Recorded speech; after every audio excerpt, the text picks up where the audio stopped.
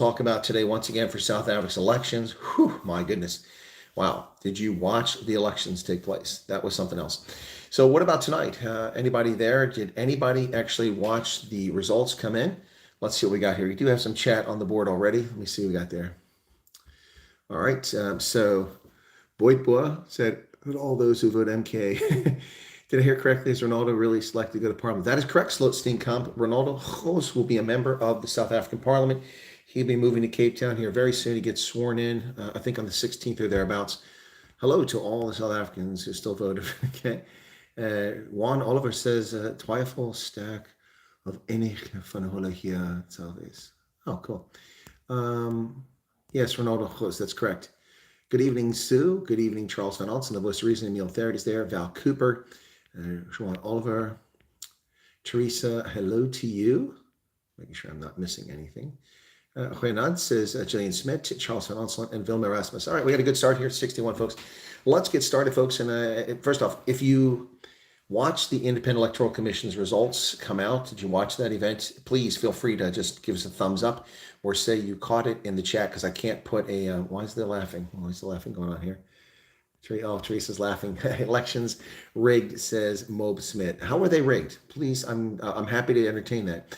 Marika Hildebrand says, good evening from Durban. Was that Durban? I think she said. Yes, welcome from Durban. And somebody missed it. Okay, Sloat missed it. And the Crypto Noob is here. Etienne Ronnie, Miss Pumba, James Bowie, and Tanya De Beer says, good evening. Welcome to everybody. So let me just run through the final results here. No surprises here for Chris Wyatt, as I predicted. Now, there is one interesting thing. They have given the results, but there are actually 4 voting districts that have yet to report, according to their website. 99.98% of the votes. Thank you, Rod. 23,292 voting districts, and 288 have reported in. So that means 4 haven't reported. I'm not really sure what happened. 1.31% of the ballots were spoiled in this election. That's pretty high. The turnout was just 58.63%. 58.63%. Wow. That is crazy.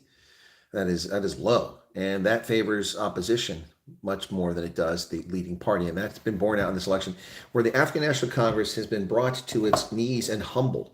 A party that claims the mantle of liberation falsely, claiming they've done everything to bring liberation to South Africa. Well, that's simply a fairy tale. They were but one of many those responsible for the end of apartheid, but the biggest organization responsible for the end of apartheid was the collapse. The biggest thing was the collapse of the Soviet Union and the Eastern Bloc. That's what really put the handwriting on the wall. But the Democratic Alliance, they held their own, but didn't really gain here. They held percentage. They actually gained 3 seats in Parliament, but the reality is that they lost voters. They lost also 100,000. So the ANC got 40.19%. That's the final total. That is 6,456,000. Ladies and gentlemen, that is 4 million votes less than before. You think not that may have affected the turnout? No, Charles, I don't think so. What's that? Good evening, Ansa. How do you explain MK Big Step? Very easy, Ansa. Very easy. It's very easy. It's a cult of personality. And Jacob Zuma, the ANC was already beginning to flail. Now, you're going to say, wait a second, they got 69%. Well, they got 69% because Zuma was a bigwig in the party. But they were already flailing. And when he was pushed out into the pasture and dumped on the side, that pissed off a lot of the Zulu who like him just because he's a Zulu and he speaks in plain talk. He speaks like a village boy. Unlike Chile, who is not a garden boy, Jacob Zuma is proud to be a village boy. And so that resonates with a lot of Zulu voters. And they are the biggest block of voters in KwaZulu-Natal, a large block in the southern part of Mpumalanga, and they're also a big block in Gauteng. So how do I explain it? Very simple. It's a cult of personality. Jacob Zuma painted himself as a victim, as someone being persecuted by the ruling ANC, a party that he was part of. And the ANC, for their part, did nothing to stop this. He was allowed to get away with corruption and theft for decades. And now, as an octogenarian, feels entitled to tell whatever fairy tale he wants about what actually happened, lying to the public and playing the role of victim. It all played a very big role. I mean, why did KwaZulu-Natal and Soweto go up in flames in July of 2021? Because Jacob Zuma went to prison for his conviction, and people didn't like that. They don't care about the rule of law. Yep, Zulu boy beat the Venda boy. There you go. Big time. Teresa said, Leka queer with Chris. Great to see you again. It was fantastic to see you, Teresa. It was fantastic. Yes, and I wasn't ignoring in the chat. Green Family's here. James Moriarty, Brian Lawrenson, Mariki Hildebrand. Already said Mariki. Ansa, did I answer your question? And the other reason is because the ANC failed to take action in 2021 when Macro and Game and ShopRite and Checkers and Pick and Pay were looted and on fire, and people breaking in neighborhoods, attacking people in the residences. The ANC, the leader of the ANC, the leader of the country, sat back and said and did nothing, absolutely nothing. Ladies and gentlemen, let me recount the events of 2021. June 29th, 2021, I broadcast the results of the Constitutional Court's conviction of Jacob Zuma for contempt for failing to appear before the Zondo Commission. He was convicted. The instructions were to Jacob Zuma to surrender himself to authorities by midnight on July 4th, 2021. Failure to do so meant that the police commissioner and the minister of police, Beckett Seeley and Kumalo, I think it was, were responsible for arresting him and putting him in prison before midnight on the 8th of July. Neither of those things occurred. Neither of those things occurred. On midnight of the 8th of July, 2021, just before that, on the 7th or the 8th of July, at 2320, Jacob Zuma rolled like a king and a prince out of his Nkanla estate, paid for by the taxpayer illegitimately, and drove to the escort facility. Well, it takes over 2 hours to get there, so he arrived well after midnight and surrendered to authorities.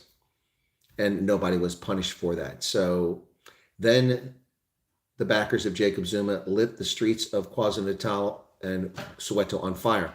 And that is why we have MK doing so well. Kat says, God bless you, Chris. Please run for president. My hubby and I myself would love to meet you coming to KZN. Am I coming to KZN? Katz, I'm not sure. I'm waiting for an answer from Uppington and Vina Dutoy about a visit up there. Everything hinges on that. So we'll see. Yes, that makes sense. Yep. All right. 70 ANC people not going. Yes, 71. 71 lost. Yep. And Muriel, hey Muriel, how's it going there? Who else got there? Thoughts on the possible coalition partners? Oh gosh, James. I mean, guys, you guys are frustrating me to no end here. I did a video analysis of this 2 months ago, and I stand by my analysis. In that analysis, I came up with 4 potential coalitions for this post-election period. I did it based on the Brenthurst poll, which I said should be close to truth, and it turns out the Brenthurst poll was very close to truth. They had the ANC at 38. I had them at 38 to 42, but Brenthurst just did a poll. I did analysis and made this prediction in November 2021. Anyway, but Brenthurst was close. They had MK at 17, I think it was, or 16, and they wound up at 14.5. So they were very close. Anyway, but I did my prediction based on those polls. I said, if these polls hold true, these are the potential coalitions, and those coalitions still run true today. I named each of the coalitions. 3 of the coalitions, I can't remember what the 4th one was, but the first coalition was the Armageddon Coalition. And the Armageddon Coalition is a coalition of the ANC, MK, and EFF, giving them not 2/3, but enough that they could allow the continued looting and South African destruction of it. I don't think that's likely, and I didn't think it was likely then for a number of reasons. The ANC would have to guarantee that Jacob Zuma would not be prosecuted, but that would be contrary to the rule of law. So we're talking about the arms deal. They want a free pass and a pardon. I suppose the one thing that the sitting president could do once a president is elected is they could pardon Jacob Zuma, but that has to happen after the fact. So it seems highly unlikely. Without that guarantee, the MK party is not going to play ball. The EFF wants the finance ministry to go to the gentleman of questionable moral character and ethics, and that is Floyd Shivambu, who was embroiled in the VBS banking scandal, which defrauded thousands of poor black elderly people of their life savings. And so he was found guilty of ethics violations in Parliament, and they want Floyd Shivambu to be the finance ministry. So that coalition seems unlikely. The other coalition I came up with was one where the Democratic Alliance betrays the multi-party charter concept. The charter concept was that these parties would band together with the express purpose of removing the ANC from power. Not a coalition, but removing from power. They would consider a coalition after the fact. Well, it's after the fact. The ANC has been removed from power, although they still have the biggest block of votes. And now the multi-party charter, if the Democratic Alliance leaves that without a discussion and goes and joins the ANC, that gives the ANC and the DA 62% of the electorate. They can govern together. They don't need anybody else. That's a possibility. The other possibility was a grand coalition. The grand coalition is that the majority of the multi-party charter members would come with the Democratic Alliance as a bloc. That way they don't betray their constituencies by saying we're doing this for the good of South Africa. We join this coalition, but then the smart money is not on an ANC or a DA president. So Ramaphosa and Steenhuisen can footsec. The smart money is to bring someone from one of the smaller parties with a credible amount of votes who would be a conciliatory figure who could govern effectively as president. in a fractious coalition like this. And that could be someone like Valenconsini Labisa for the president of the Inkatha Freedom Party, which garnered 4% of the vote and is nothing to sneeze at. They are in parliament with seats. So we'll see what happens there. Anyway, but, and I had one other coalition, which isn't coming to mind right now. But yeah, those are the coalition possibilities at this hour. There are others, but those are the main ones. CyberEggs is here. Jillian, what's this? Sean, okay. Garrett's back. Ravon, I don't know, but the IEC said Zuma won't be president again, and if the ANC can't get a majority coalition, we might have a non-ANC president. Here's hoping. Well, that's what I just said. I see you were ahead of me. Ms. Tukatela says, welcome to everybody. You're back. Bought a new computer? Okay, which is far better than one. Yeah, it's a lot better than using a phone. Much better. Val says, now that MK has granted Zuma, he's really going to think himself more untouchable of law. I don't think so. Well, he may think he is, but he's not. All right. Unknown massacre. If MK never came to be, then ANC essentially would have been at 54. Nope, you're wrong. No. That's simply not true. It's simply not true. It's simply not true. Okay, so let's put this in perspective here. People are saying that the reason the ANC is below 50% is because of MK. That's not true. There was no MK when I made a prediction of the ANC coming in at 30 to 42%. That was based on data that was available, my analysis, and my prediction expectation what happened geopolitically. And I was correct. The ANC lost 4 million voters. MK got 2.3 million. 500,000 of those votes they poached from the EFF, who lost 500,000 votes. So 500,000 votes came from the EFF. So that leaves 1.8 million. 1.8 million, even if every one of those people were actually ANC voters, which they weren't, 1.8 million, 4 million, the ANC still lost 2 million votes. They still lost 2 million votes. Yes, they have a higher percentage now, but they have a hard time getting there. So the reality is this. South Africans didn't vote. Only 16 million people voted. Only 16 million people voted. That's abysmal. That's abysmal. There were 18 plus million people voted in 2019. 16 million. Put this in perspective. It's 58% of the registered voters of 27 million. But when you say the eligible voters of 40 million, that's a pathetic figure. 16 of 40 million people who are eligible to vote in this country actually went to the polls and voted. Now, during Election Day, we were misled. The IEC said there's a high turnout. There wasn't a high turnout. There was high incompetence at many IEC polling stations. Others were smooth and correct. The training was good, through like that, but others, there were problems. So, no, MK is not why ANC lost this election. That's simply not the case. ANC will not form a coalition. Even EFF may not. He would be stupid. It's okay. They destroy themselves. They choose the ANC. Well, not Rivani Fribus, not if they turn to the coalition and say the coalition's going or the charter's going in. MPC doesn't have enough to boot ANC. No, I never said they did, Val. Never said they did. Never said they did. James likes the idea of Valenconsini Labis. Okay. Good evening, Charles. Zanu Labaskotny. It's interesting. There are talk ANC and the MPC will go into silent coalition. ANC keep control. Exactly. MPC takes control of parliament. Yep. See, that's one. There's a lot of possibilities. That's one reason why I'm going to keep doing broadcast this week as I give you updates about what the potentialities are, what horse deals are being done, what trading is going on, what dickering is going on, because there'll be a lot of it. And parties already come out with their stated initial positions. The ANC said any coalition partner must agree that NHI will continue, but that's a silly point because NHI is unconstitutional, and unless it's a captured court, it will be declared unconstitutional and invalid by a court when it faces a court challenge. So the ANC is placing its markers down. Fikile Mabalula, a man who should be removed from office, along with Cyril Ramaphosa, has already stated that asking Ramaphosa to go is a no-go. Well, that's dumb. The ANC should dump Ramaphosa. It's the best time ever to do it. But they're not that bright. And the EFF party's already made its demands. It demanded the finance ministry and the Speaker of Parliament in order for it to join a coalition, but it's not in a position of power. So that's going to be challenging for them. Orlando says in something, Ramaphosa spoke beautifully in his closing remarks. I see closure, some good jokes. Yeah, no, Ramaphosa was informed tonight. If that were the guy who spoke to the public instead of, wear your mask, wear your mask. If the guy who spoke tonight had spoke to people, he was self-deprecating, told some jokes. For instance, they misspoke. So what did they say? What did he say? I can't remember now. It was funny. The guy said the remarks. He said, anyway, I can't remember what it was, but it was so funny. I laughed my butt off at the beginning there. And Ramaphosa remembered, and he said, I'm not one of them. It was pretty funny. Brendan Maidens, Matheson is here. Welcome to you. Yeah, Ramaphosa was funny tonight. It was good. Did you notice the EFF numbers in Gauteng compared to last election? Also, the EFF had numbers was west and now closer to his main city spotty. Yeah, I did see that, Anne Marie. Is it possible an ANC EFF MK coalition that they will eventually destroy themselves within? Yes, it is. Very much, Moonbest. Who else we got here? Gus, is MK funded by Russia? I have no idea, RJ, who they're funded by. By law, they're required until Cyril Ramaphosa signed that amendment to the election bill. They were required to disclose any donations over 100,000 in the course of a year, and they haven't done that. They haven't disclosed any of those, so they're going to claim they haven't got that. Hey, Pierre, you're welcome for all I'm doing. Like the video? Yeah, please like the video. There will not be an ANC AEFF MK coalition. There might be an ANC MK. That is correct. There might be an ANC MK, and that will give them a ruling. But what that will mean is that Jacob Zuma will likely be given a pardon.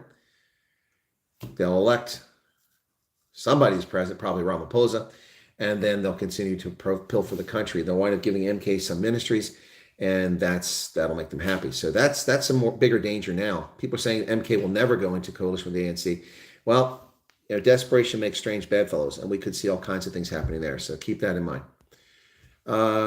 Galloping Granny, hi Chris, it's Tony here. Thank you for covering our elections. Our elections are a mess. Welcome the arrival of MK. They are too far off center to be comfortable. Yeah, they're way off center. Yeah, I saw that, Brendan. I'm a comment on that. Over 200,000 spoiled ballots. That's pretty scary.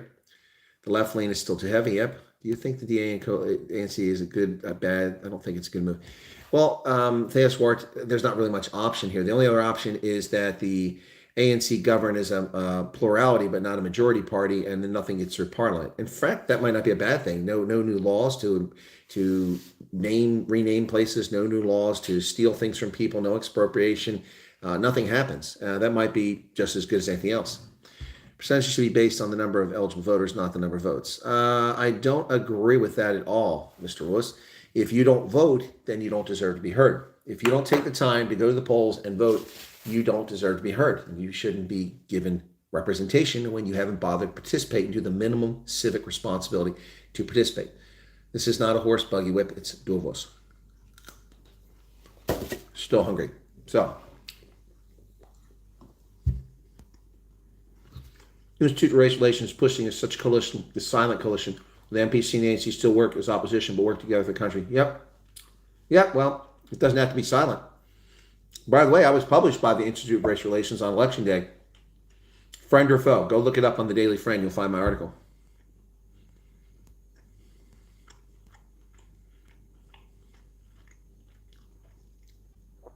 Seamus wants to know what beard conditioner I use. None. No beard oil, no beard conditioner. All natural. Yeah, Ramaphosa is between a rock and a hard place. He does not like the DA, Steenhuisen, but apparently the MK and the EFF has already said Ramaphosa must stand down. Yep, that's the other condition. So he's gone unless they go to DA. That's why the DA is going to be the DA should bring the IFP with him. Look, I'm not in favor of this. I'm just saying practicality. For practicality's purposes, what should happen for the good of South Africans is the ANC, the DA, the IFP, Action SA come over and form a group. Freedom Front Plus is not going to go there. Others will not go there. So, yeah. 37-year-old colleague who has never voted and never will. She reckons it's totally pointless as most politicians are corrupt. Wow. I'm glad I don't know her. Grasshopper says, would you ever move here? Well, sure, I'd consider it, but I need crew-served weapons, flamethrowers in the bottom of a Land Cruiser, and yeah. You think Natal will break away? Richard Lemmer says, well, I've talked about this many, many times. People talk about Western Cape secession. I've frequently told people that it's much more likely to see KZN break away from South Africa first. I don't know. But this is a pretty strong indication of how people feel. In KZN, we were going to vote for the EFF, but MK came in, says Mob Singh. All right, so did you vote for MK?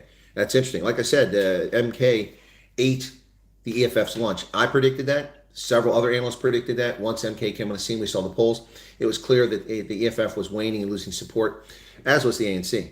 So I'll go through the raw numbers in just a minute. Let me catch up on the chat here. What's that New World Order? What? World Economic Forum, says Janet Renevald. What about the World Economic Forum, New World Order? What does that have to do with anything? Chris is here. What's up? George is in. What we need is, by the way, folks, I met Paul Storm the other night. That was a real pleasure. Pleasure meeting you. Yeah, meritocracy, exactly. Cheap power, cheap steel. How many seats does ACDP have? Only a handful. Only a handful. This thing doesn't give the seats. I don't know why. Let me refresh and see if it does it. But they put up on the board, and I'll try to get that in a second. Thank Fakili for making South Africa, but making ANC worse. Yeah. Have you heard Neil De Beer's interview with business? I have not, James. I have not. I was busy on the road today. Junk Journal says, I said this previously, the missing voters or disgruntled ANC voters would never vote for the other party, so they stayed away. Yeah, that's not an entirely accurate statement there, Junk Journals. You're correct. They're disgruntled voters, and that explains my prediction, which came true in the municipal elections of 2021, why the ANC did so poorly in KwaZulu-Natal, and I said that that's a signal for what's coming in 2024, and that was why I was able to accurately predict 38 to 42%. ANC comes at 40.2. So I hit that nail right on the head. So the point you're making is that ANC voters are disgruntled, they aren't coming to the polls. That explains why there is only 50% turnout in Northwest, why there's just over 50% in Eastern Cape. But it doesn't explain the full situation with MK. MK and the Patriotic Alliance both galvanized people who are disgruntled with the ANC, who are not voting or had not voted recently, into voting for them. When the analysts look at the data and the polls, you will find out that my explanation is correct. There were hundreds of thousands of people who weren't going to vote, who were disgruntled ANC voters, but because MK was formed and they had an affinity for Zulu, or they were Zulu, or they lived in KZN or in Mpumalanga, they went to the polls and voted for MK. And Gate McKenzie galvanized people who've turned away from the ANC and weren't voting. Unfortunately, so many other people didn't vote that the number still stayed low. All right, what else? Rolanda Janssen, okay. The extinguished, that's right. Yeah, the extinguished guest. Thank you so much, Sue. That was so funny. So I'd like to welcome my extinguished viewers tonight. Welcome to the program. If you're an extinguished viewer, raise your hand. This is the moment. Tonight is our night. And we'll put our hands up like the ceiling won't hold us. Like the ceiling can't hold us. Ah, my goodness. Imported cheap Chinese steel and molds are being imported because there are many. Okay. Broadchurch ANC collapsed. Yeah, it sure did. Dorvo's just saying, yeah. Gallup and Granny. If you think coalition will be between ANC. Do I think, Muriel? Yeah, I think it will be, but hopefully with a few other parties. I got to eat more, says Dylan. Okay. Good night, special friend from USA. Good night, Gallup and Granny. Hey, El My Five Pence is here. Welcome to you. He was already relaxed as the committee has already given their outcome. Extinguished guest. That was so funny. Yes, Zuma really dislikes Ramaphosa, and Ramaphosa really dislikes Zuma and Julius Malema. So we've got a conundrum here. Kexit. KZN exit. Kexit. There you go. Budget now. What's this? Chris, can you please do a short video of you laughing at Juju from the Bosa morning video? I thoroughly enjoyed that part. I'm sure the rest of your viewers will too. I haven't seen that, Ria. Ria Mkizi. I'll have to check that out. So Juju was laughing at the Bosa morning video. Okay. Is there an internet in Betty's Bay? Apparently there is, Peter. Although I can't get my laptop to connect, but my mobile is connected to it because this phone is on 2G because it's a stateside phone. My dual SIM card phone here, that one is got two 5G cards in it from MTN and Vodacom, but I'm running off my better quality phone, so you get a better broadcast, better sound, better video tonight. But I need the internet for that because I have 2G here in the state in South Africa. But my laptop won't connect, so when I'm done here, I'll be reading a book and going to bed. Interesting listening to you while you're writing a code in Python with the help of AI. Okay, well, I haven't written code in a long time. Zulu nationalism is alive and well. Yes, it is. Will Beckett Silly also go? It'd be nice, wouldn't it? If no 50+1 is reached, the law makes them the decision on who. No. Robert Franklin Moore. What happens is that someone tables a motion for who the president should be and the speaker, and then anyone can put forward names, and they vote until they get somebody, and then a plurality party, but not a majority party, will rule. But it's a majority. This happens in Europe all the time. But they're really hampered at what they can do. Okay. Oh, what else? How come you're interested in South African politics, but you're from the USA, says Warren Hawks. Oh, good Lord, Warren. You must be late to the game, brother. Yeah, okay. So for the people here who don't know me, I guess I'll do this right now before we continue. So for those who don't know me, don't understand what's going on here, it's a very long story. I became interested in Africa as a teenager back in the 1970s, watching liberation movements and the wars taking place in Africa. It was a very interesting time. And then I went to university. Before I went to university, I read a book called The Covenant by James Michener, historical fiction about South Africa. Fell in love with South Africa and the continent of Africa. I thought it was a crazy, interesting place. I went in the Army after a year at university. I decided I wanted to be a special focus on Africa. I wanted to go become an officer, become an intelligence officer, and then eventually become a foreign area officer for Africa. I did all that. I achieved all that.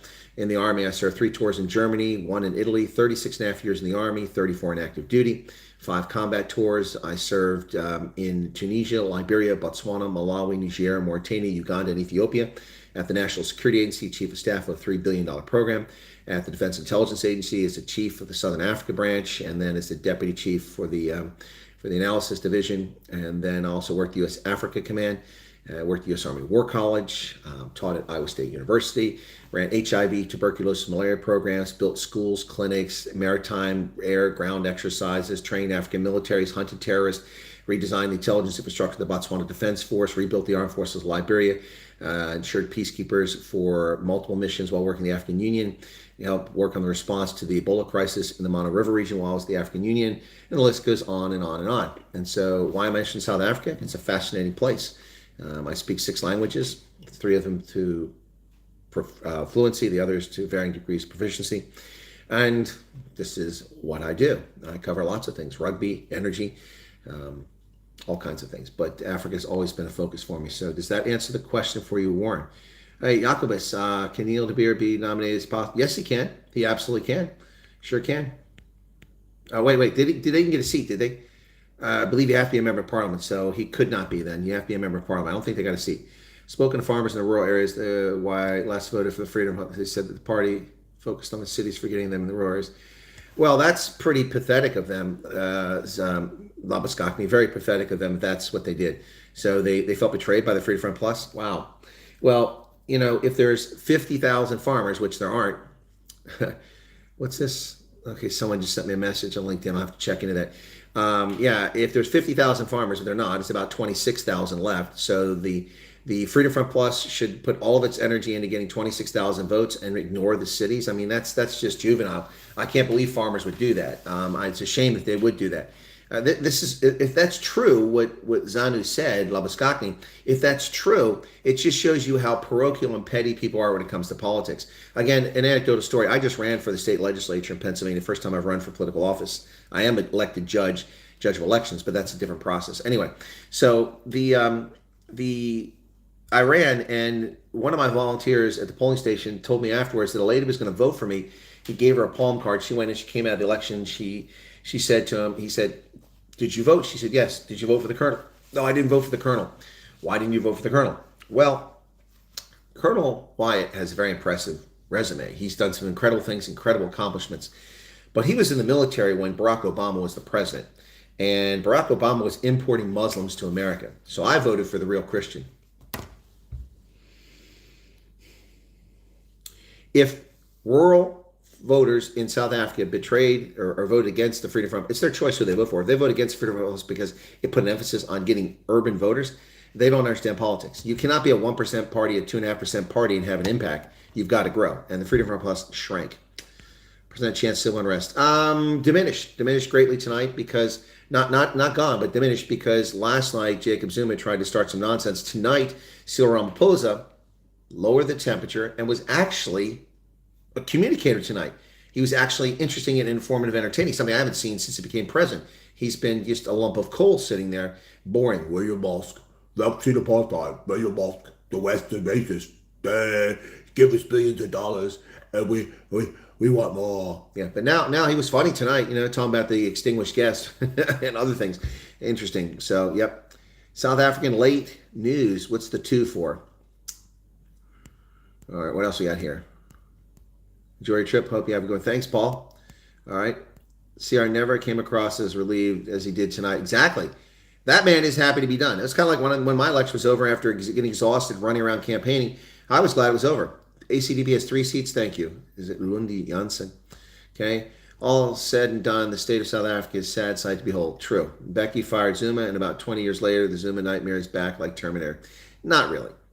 They have 2 weeks to decide who will get in bed with who, and it's just here where the first fist will start swinging. Yep, exactly right. The next 2 weeks are going to be interesting. Is MK's desperation for power a sign of Zuma's health? No, they want their hands on tenders. They want privilege and blue light escorts. That's what it's all about. Show us ESF numbers. Last election, it was the West. Okay, you already reported that. I already saw that earlier. Okay. Hello from Uruguay. Praying. Ana Marie Nell, you're in Uruguay? What the hell are you doing in Uruguay? Oh, I'm sorry. That's not Ana Marie Nell. That's Emery Mare. Sorry, Emery. Unless you threw me off. Well, welcome from Uruguay. What are you doing in Uruguay? That's fascinating. When are you going to Uppington on my 5 pence? Not until I hear from Vina Tutoy, and I haven't heard from Vina Tutoy. I got to book a flight. The flights to Uppington are not cheap. On which side do you think Rise and Bossa will be in Parliament? I don't think anybody cares. 1 seat apiece. Nobody really cares which side they're sitting on. They're not going to have any impact whatsoever. I really don't think anybody cares what they've got to say or where they sit. They'll sit with the DEA and the IFP. A little worried for my family in case it says warning turtle. Well, I would be concerned. Somebody says they had load shedding tonight, but they don't have a real name up there, so I don't know who that is. Rolf says only 50% turnout. No party has the mandate. No, of course not. The ANC has 6 million voters, 6.4 million voters out of a country. That's 1 in 10 South Africans. Ramaphosa needs to resign. Fikile Mabalula needs to resign. John Steenhuisen needs to resign. Julius Malema needs to resign. The list goes on and on. Patricia DeLille needs to resign. How do you feel about the Bulls winning the Shield Trophy? It doesn't really matter. Nobody cares about the Shield. I'm just glad they got the second position, so I get a chance to go to 2 playoff games in South Africa. Hey, Laudine, Maryland. Imagine how tired missed workers are. Yeah, from doing nothing to state-sponsored campaigning. I've only come across 2 content providers that show integrity all the time. Chris Wyatt and Vina Tutoy. Well, thank you, Chris Swanepoel. Actually, we were talking about you tonight. We mentioned, somebody asked, where's Chris Swanepoel? I said, well, Chris has been in the chat. He's been here. All right. KZN is peaceful, says Jeanette. Okay, that's good to hear. Malema lost weight. Yes, he did. Oh, you're in South Africa. That makes sense. Well, I'm in South Africa. I don't live in South Africa. I come back here. I spend a fortune out of my own pocket to bring the news to people. That's why it's very edifying and gratifying. Tonight we have a pretty good crowd here, about 360 who've tuned in. As opposed to the shadow banning I get in the States when people don't even see my broadcast. I tell you, so many people have told me in the chat and also commented on my videos in the past 3 or 4 days. One guy's like, I watch everything on South Africa, all the YouTube videos in South Africa. I've never heard of you. I went searching for the election. I found you. Your content is amazing. It's incredible. How do I not know about you? I said, well, because it's called shadow ban. They hide me. And right now, YouTube hasn't caught on to what my IP address is, so I'm getting away with it for now. Yeah, but the more people, hey, there's Ndonga. MK posts on Facebook are making fun of Juju and Ramaphosa with memes. Yeah, they are funny. Ndonga's jumped in. It says Republicans aided and propped up apartheid government, so Colonel Chris News and Mzansi politics must be considered in their proper context. Nostalgia. Well, what the hell does that have to do with anything? So Ndonga, once again, you are poorly informed, spreading false rumors and malicious lies. Number one, for 40 years, I was a registered independent, not a member of a political party. So you've got your head up your ass, so dig it out. And go wash before you breathe because it'll smell. All right, so that's number one. Number two, Republicans did not prop up the apartheid government. The United States government was run by the Democrats when Sharpeville happened. The United States government was run by the Democrats when the ANC was crushed and MK was disbanded. By the Democrats under Kennedy and Johnson. And the United States government was run by James Earl Carter when South Africa was betrayed, not the Republicans. Ronald Reagan vetoed the sanctions against South Africa because he thought it didn't work. He also had a policy to construct engagement, something you clearly have no knowledge or understanding of. You've never heard of it, or Chester Crocker. Now have you, Ndonga? Sitting here telling your shitty little lies and your misinterpretation of history because you're poorly informed, but you claim to be a lawyer, is comical in the least. You're being asked last night, and my moderators didn't censor you. As I said not to censor you. You were insulting people, calling people racist without using those words. Tonight, you insult me, and you don't know jack shit about me. I'd like to know who's paying your salary, Ndonga. It's pretty funny. Praying for the right coalition. Okay, so what's this one? Are you coming to PE? I will try to come to PE. I was talking to Ronaldo about it tonight, working on it. Helen Zilla for president, says Grasshopper. Thanks for the coverage analysis. Watch the IEC results event. It was pretty prolonged. It was laborious, Samir. It was. Are you still in Georgia? It was very laborious, very boring. I want to thank the Academy. Sally Field, you love me. I want to thank The Simpsons. I'd like to thank Kanye West and Joe Biden for making sure South Africa had a lovely. I want to thank Donald Trump. We had a wonderful, we had the best election results ever. I want to thank Donald Trump for that. And I want to thank my cousin, the lady who removed my ingrown bunion. I want to thank, oh my gosh, all protocol observed. Move on, folks. Tell us who won the damn election. It was pretty laborious. Hey, Congo Chris says, good evening. Do you think the American election will be a similarly peaceful as South Africa? Or do you think the weaponization of the system against one of the parents will lead to violence? Well, the only way that it leads to violence is if someone tries to put Donald Trump in prison. That's the only way it leads to violence. Americans aren't going to go to violence polls. There's no basis for it. We've already had an election, which I can't say because YouTube is not a free speech platform. I will be censored and get a strike if I state the facts that occurred in 2020. So I will not go into that. But if it happens, and we didn't have a war then. The only time we have war is when leftists lose their mind and they attack campuses or occupy federal buildings or shoot innocent citizens. So we'll be fine in America. South Africa is very important for America. What happens? No, South Africa is not very important for America. Sorry. Carol Quigley. Okay. Are you serious? Okay. Oh, what's that? Okay. If 50+1 is reached, do the lawmakers then make the ruling on which party runs the country? Well, it's not. It's as simple as the people. You vote for people to be in positions, and they appoint people. And if you have the votes, then that's how you get in power. Indeed, it does, says Warren. Okay, cool beans. Yeah, the colonel also sings. Now, what language are those you speak? Says, Baka. Good Lord. Baka Kameva and Kube. German, French, English, fluently. Afrikaans, Setswana, and Swahili to varying degrees of proficiency. I used to be fluent in Swahili, but that kind of went away. UAM missed Parliament by about 5,000. I watched Neil DeBeer say that. Okay, so that's what I thought. Yeah, like Bill Tongue. Yep, okay. ANCDA, says Dylan. What else we got here? I'm way behind. Veronica Carstel, what's this? What else? Your prediction for the coalition. Talk Kaiser Chiefs. Oh, Kaiser Chiefs. I'm not a soccer fan. I've already covered it. I think the Grand Coalition is probably the best option. It's hard to say. Okay, what else? John Hutchinson from Arizona. Zuma tried to gain access halfway through Rama's speech, turned away. I didn't know that. That's good. He tried to do it for a fact. He tried to. If he did it, I believe it. James says, "I love your channel. Thank you." And Anne-Marie Mare from Uruguay deleted a message. Not sure why she did that. Hendo's here. Menage Qua, who do you think the ANC will get in bed with, and will there actually be any change? Well, there could be some change. They'll get in bed with the DA and the multi-party charter, perhaps. They're not going to get in bed with the MK. I don't think they can, though. Can all parties put 15% into a pool for the ANC to form a coalition to get a majority? I don't understand that question at all. Put 15%, but no, you can't pool things. You have members of parliament with your party. Now, in theory, they're supposed to go vote to represent the people, not the party, but that's not how things work. They vote the way the party tells them to. Beckett Sealy needs to go, that's correct. Barbara Creasy needs to go, no doubt about it. How do you see the next 3 months play out? Very bumpy, very bumpy. Is it fair to say Cyril is 3 times more popular than Jay-Z? No, I wouldn't say that, Mr. Russ. I don't think that's the case. I think the ANC is 3 times more popular than MK. Rick Hurd is here. Joe Pollan needs to resign, no doubt. Athena has a bias against people who don't pursue higher education. Well, I have multiple university degrees. It doesn't mean anything. A high school graduate is perfectly fine to do anything in this world. Just look at Bill Gates, became one of the wealthiest men in the world, never completed university. Jacques Kirchner says, not a fan and never will be a fan of Jay-Z. Got to admire his tenacity. If Afrikaners had those numbers behind him. Yeah, you are right about that, Jacques. All right. And Uruguay, much like South Africa, same latitude, very tranquil.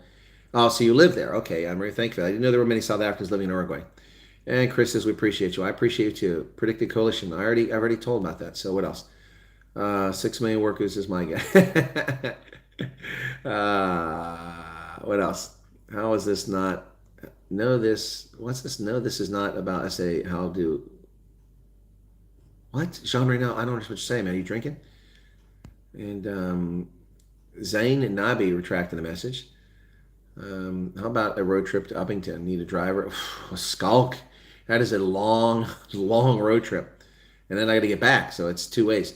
DA and ANC are two sides of the same coin. One destroys, the other rebuilds as planned by. Odds on Donald. Odds on Donald. Donald will become the president of the United States, and then all this nonsense will fade away. Kennedy's daughter is voting for Biden. Well, that's because she's a dingbat. Saying hi from Gloucester. Monique Devereaux, thank you for coverage. I appreciate your patience clarifying things that I may not always fully understand. Well, thank you, Monique. Elma Five Spence, did you interview that farm murderer that you mentioned last night? No. I mean, I didn't mention a farm murder. I mentioned someone whom I know from the Brunt family. I know the Brunt family, survivors from the Brunt family, the parents and the sister were murdered, but I didn't see them today. Always like it when the very first results come in, generally the Northern Cape. Well, the Western Cape came in pretty quickly too. Menage a trois, what was Ronald Reagan's policy attitude towards South Africa? Constructive engagement, Menage a trois, constructive engagement. What Ronald Reagan said is that you cannot use sanctions to get the South African government to end apartheid. We should engage with them, and we should encourage them with a positive example, and we should give them incentives to get rid of apartheid. That's what he said. It was called constructive engagement. Chester Crocker was the architect of it, and that's the true history. The true history of the Republicans and South Africa. There were no Republican administrations dealing with South Africa other than Reagan. Apartheid was over, essentially, when Bush came in office. So it's only really Reagan and briefly Nixon, who was consumed by Vietnam, not South Africa. Zane Nabi says, are you Caucasian? Nope, never been to the Caucasus Mountains, not Georgian, not Turkic, never came from that region. If you're asking about my ethnicity, I'm pink. I'm from Scandinavia, I'm a Viking descendant. Would you like me to raid your shore? 30% lawyer. Kanye West. A few hundred of us would help a lot by liking the video. Yeah, Chris, you're quite the chameleon. Well groomed by CIA. DJ Bear. Is that a joke or are you trying to be serious?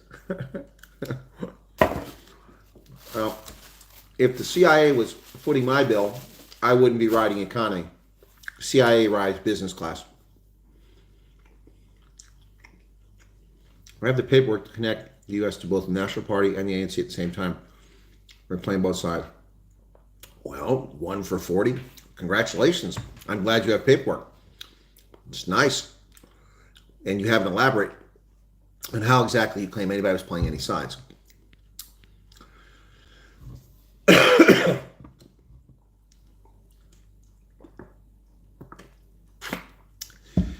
Distribution of seats. ANC joins MK. Everyone potentially on their side would end up with 274 seats. ANC joins DA, 278. Now, you need 67%, 66% plus 1 in order to change it. 66 plus 1 times 4 is what? 66, 120, 240, 260. So, whatever. Anyway, yeah. No, there's not enough. They don't have enough seats to do it. The ANC and the DA, not enough to change it. The ANC and MK, not enough to change it.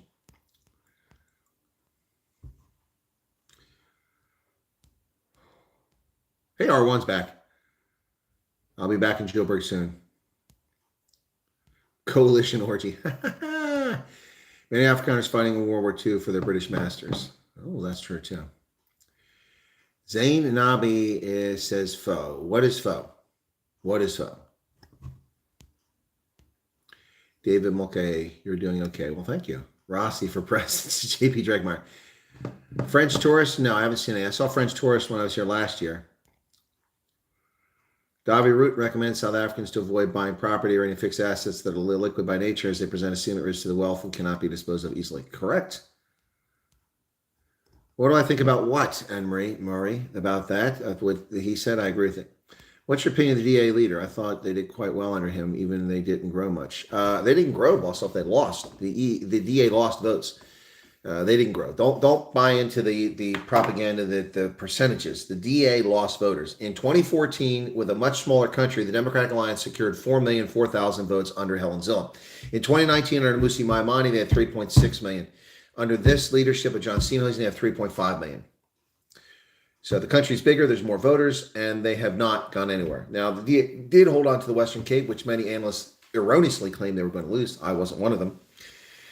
And they have gained seats in parliament, but they gained seats in parliament de facto. They gained seats in parliament in the same fashion that the MK party gained control of over 20 plus municipalities. They gained 15 more municipalities in KZN and after municipal elections because ANC voters didn't go vote. So the DA, even though they lost votes, got more because they lost less votes. So they have 3 more seats, but the DA didn't do well. This is propaganda. This is window dressing. This is Miss Mary Sunshine misleading people. The DA didn't do well. This is disappointing. The DA should have surged 30%.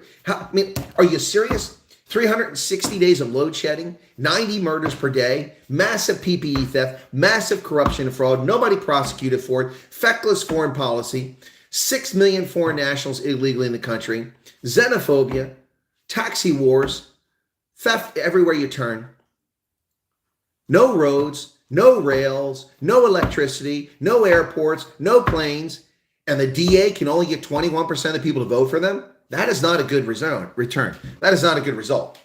I mean, look, the MK came out of nowhere. He got 15%. John Steenhuisen, if his great leader, should have been able to take the DA from 21 to 30%.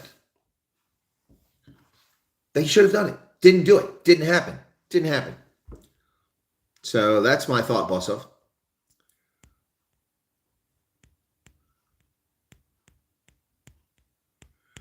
Any mods in here? Just give Zane, give him a timeout.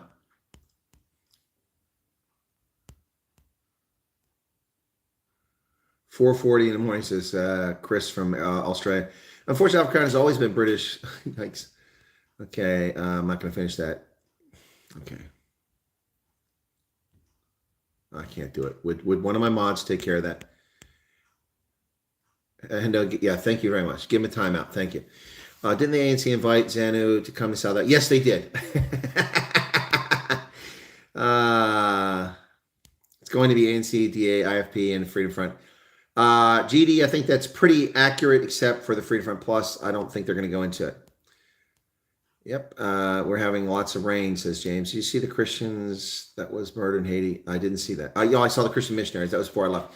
I report on whether DA joins the ANC government or not doesn't change anything. It's a year for true African liberation parties. We can't surrender our country to tourists. Wow, that sounds pretty racist. Bigoted much there, buddy? Tourist.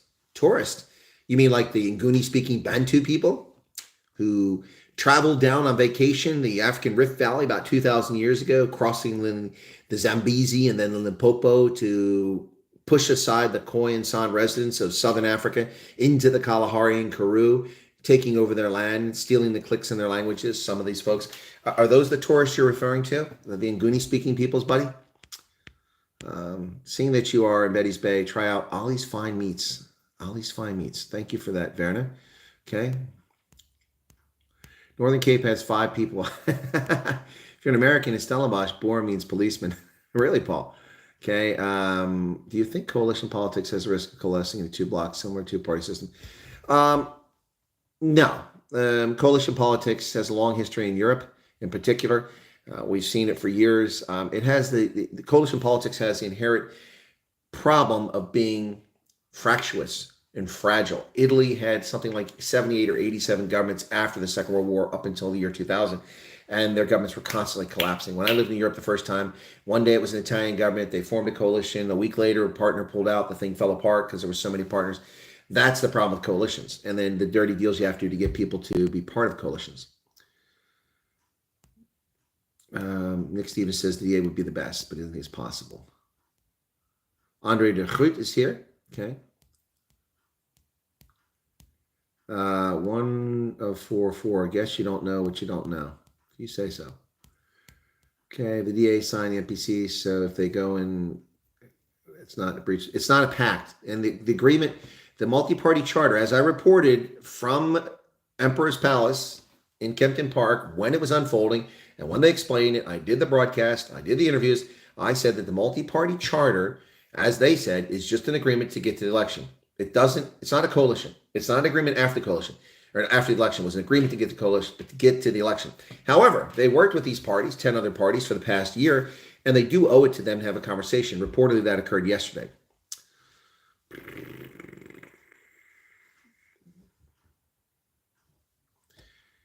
DJ Berg is apparently self-pleasuring himself at the moment. Have you orgasmed yet? CIA operative comment hit a nerve. CIA operative. What a fucking loser. Where do these losers come from? They just come out of the woodwork. Oh, there's a bunch of shitheads in here now. Andre Fonda, self-pleasuring himself, says, you're literally talking bullshit. Well, then fuck off. Piss off, buddy. Piss off. You're going to be rude and disrespectful. DA did great. Are you fucking blind? What, DA did great. And tell me how the DA did great. Explain to me how they did great. Where did they pick up votes? How did they do great? Did they take over KZN? Just days before the election, John Steenhuisen told us a big surprise in KZN. The DA is surging because of Chris Pappas. Chris Pappas, brilliant guy, brilliant leader, great member of the DA, someone they should have been promoting a long time ago. They finally woke up to who he was. I've interviewed him several times.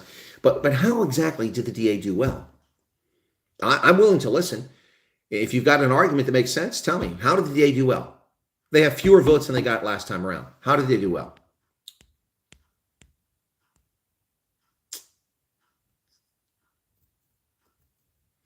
Ann is being clever, actually, here. Those labeling ANC as cancer need to be told we see the DA as danger. I hadn't seen that before. That's interesting. Don't agree with it, but it's a good one. You got to give you credit for that one.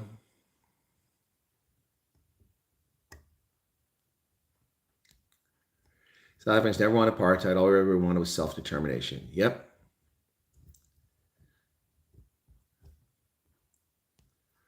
RD, thank you, says well said. Mostly voting along tribal lines. For a country divided in race and BS by the NC, what would you then have done? Andre, your comment was a little bit ago. I'm way behind on the comments, so I don't know what that's reference. For a country divided by race and BS by the NC, what would you have done? I don't know the reference point. I mean, what would I have done? Would I have not been part of the MPC? Would I have been part of the MPC? I think the MPC was a good idea. I think the DA needs to stop trying to be all things to everybody. Instead of running around going, yay, yay, yay, yay, yay, waving rainbow flags, they ought to actually be out doing things. Chris Pappas should have been DA. Yeah, Chris Pappas should have been up there. Yep. Thoughts on Karou True? Interesting guy, Karou True. I've met him in person. I've interviewed him. I've been on his program. I've been on a panel with him.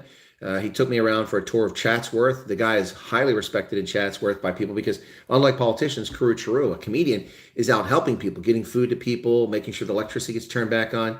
Yeah, no, Karou True, good guy. I don't know how his independent campaign bid. I don't think it went well, but yeah. So that was lost when General Smuts joined the UK War Cabinet. Yep, that's true. Okay.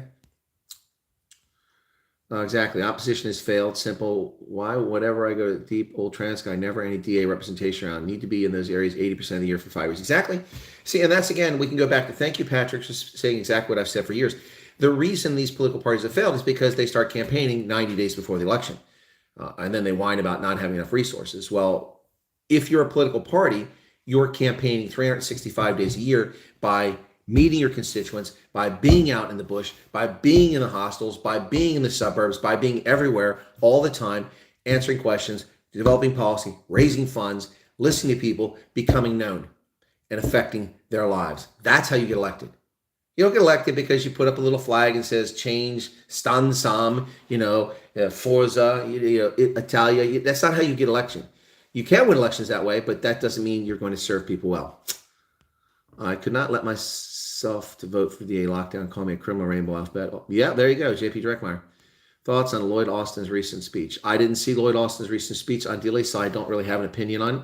What did he say? The next 5 years could be bad. Is a vote for Freedom Friends waste? No, it's not, RJ. No, not at all. Not at all. Not at all. A vote for the Freedom Front Plus was not a vote for the ANC, and that's what the objective was. Not a vote for the ANC, not a vote for MK, not a vote for EFF. Not wasted. Who would you vote for if you could have voted, Chris? Well, looking at the party platforms, I've said this before. I mean, the only two parties that I see that are conservative and are legitimate in my mind and care about people and faith, family, and flag, those are things I care about. There's only two parties that I see that are mainstream parties in South Africa that would fit the bill. One is the African Christian Democratic Party, which I'm not sold on, and the other is the Freedom Front Plus, which I'm not necessarily sold on, but its agenda is legitimate, it's moral, it's constitutional, and it makes sense. It's also conservative. So if I was South African, I probably would have voted Freedom Front Plus. I wouldn't have voted Freedom Front 30 years ago, but I'd vote Freedom Front Plus in 2024. How do you think DA can increase to 30%? I understand the reason is not to vote in C, but how do you get ANC and MQ voters to change? Well, let me put it this way.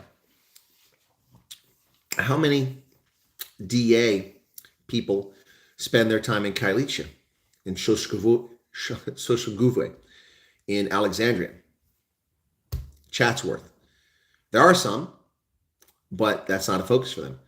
You want to harvest votes? Affect the lives of people in those places in a positive way. There's only 2.8 million Afrikaners, 2 million other whites, 6 or 8 million coloreds.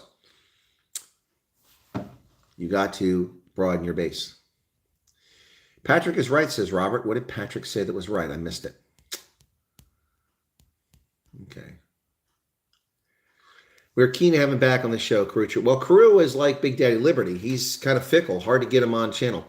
There are 30,000 Americans in Cape Town. There are commerce and gangs that are considered some of the most dangerous on the planet. It makes the language interesting. What? Paul, I don't understand that. There are 30,000 Americans in gangs? You have to go to the top R1 on your chat. It'll say top chat, and you have to put like all comments or something like that. Okay.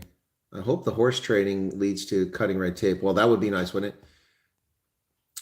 David Mulcahy says, Yank, how do you know so much about South African politics and why do you care? What's the motive? Well, why do you care? Why are you interested? Why are you asking me? I've already explained why I care. Why shouldn't I care? I'm a political scientist. I'm a historian. Do you think the people who work at Harvard University and Yale just, they don't write books about South Africa and Namibia and the Congo and Pakistan and Australia? Of course they do. Why do they care?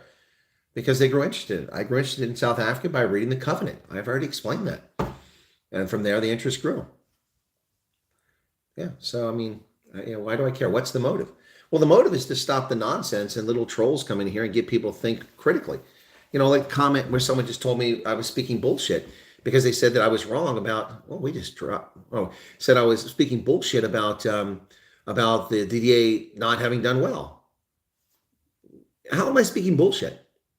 Look at the numbers. Look at the numbers. By contrast, Donald Trump, and I'm not pro-Trump, but Donald Trump had 62 million votes in 2016. In 2020, he had 75 million. Donald Trump gained 12 million votes. And you want to talk about percentages? So what's the math on that? 62 and divided by, let's do the math here. He gained a huge percentage jump in, 15% or more probably. Let's just do the math here. I got to use my phone because I'm not that good with math. So let's just go 12 divided by 75, 16% increase. Donald Trump gained 16% votes. 16%. That's an improvement. He lost the election according to the government, but that's an improvement. The DA has lost votes. Now, look, people are going to be like, you're anti-DA. No, I'm not anti-DA. I'm just honest about the DA. Okay. What's this assessment? The DA, I don't know what that is. If the DA goes into coalitions, they will show the true colors. I have read comments justifying the Khoisan being displaced by the Africans because they were all African anyway, so it was okay for Africans to do that. Okay. All right. I always laugh when I think of the ugly duckling story. Okay. How many competent seats could actually run this company? Is 400 really need? No, you don't need 400 seats in Parliament. You need 100, 200 max. Okay. James Brown. Hey, I feel good.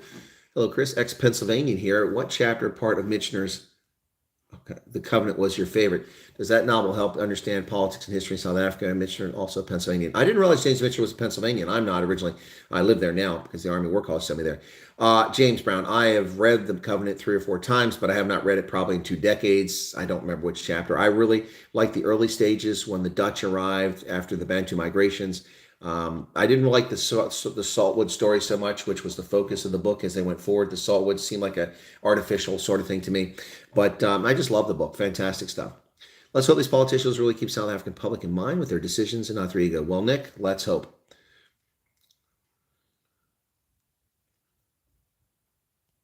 What else? The 8 talks too much. Johan, oh my goodness, Verrugdenburg, have more in South Africa than most of you know. Please have respect. I think that was a compliment. Oh, more knowledge of South than most of you know. Yeah, thank you very much for that, Johan. DJ Ray, the mountain man is blowing his intel cover. He knows too much to be just a commentator. Smells like a rat. The fact that he comes Pennsylvania should also ring alarm bells. Wow. DJ Berg, listen, here's some advice, buddy, okay? I know it's hard to do. It's a Sunday night. But what I suggest is you take the chibuku, you close the lid, you put it back over here, and stay away from the Casa Lager and Savannah while you're at it. Get yourself a couple of paracetamol for that headache that's coming, because clearly your head's hurting you. And that'll make you feel better, okay? Megan Sally says, wish more people to vote. I'm with you 100%. James says he got more votes than Action SA and KZN. Who did? Who? John Steenhuisen? Talk that if ANC and DA go in coalition, they will not have a president from either party that will hang. Anne-Marie, what have I been saying all along? Mohammed, people are talking about that. That's a choice. That's what the media is jumping on. But I've been. It's funny how News 24, IOL, Times Live, all of these publications start spewing the things that I've predicted or projected a couple days or weeks after I've said it. Anyway, suddenly they're so smart. Thoughts on Gate McKenzie? 70. I've talked about Gate McKenzie several times. It seems that Gate McKenzie will do anything that benefits Gate McKenzie. I'll tell you, other than Jacob Zuma, he's the happiest guy right now. He's happier than Jacob Zuma. He's got seats in Parliament, and he's got a job, and he's a convicted felon, and it really grates him that people call him a criminal, because he is a criminal. Maybe he's a reformed criminal, but he's a criminal, and it grates him. So now he's laughing that they're going to have to call him the honorable. So my thoughts on Gate McKenzie, just ANC light. He'll do what the ANC wants. He and his ilk have destroyed Neisner. What a beautiful location, and now it's a sewage pit because of their poor governance with the ANC. Chris Pop is very charismatic. Jordan Hill Lewis is a great statesman. Jordan Hill Lewis, yeah, not bad. Chris Pappas, Andrew Whitfield, Sylvia Brink. There's some brilliant politicians in the DA that nobody knows about because the DA is horrible at public relations. Absolutely horrible.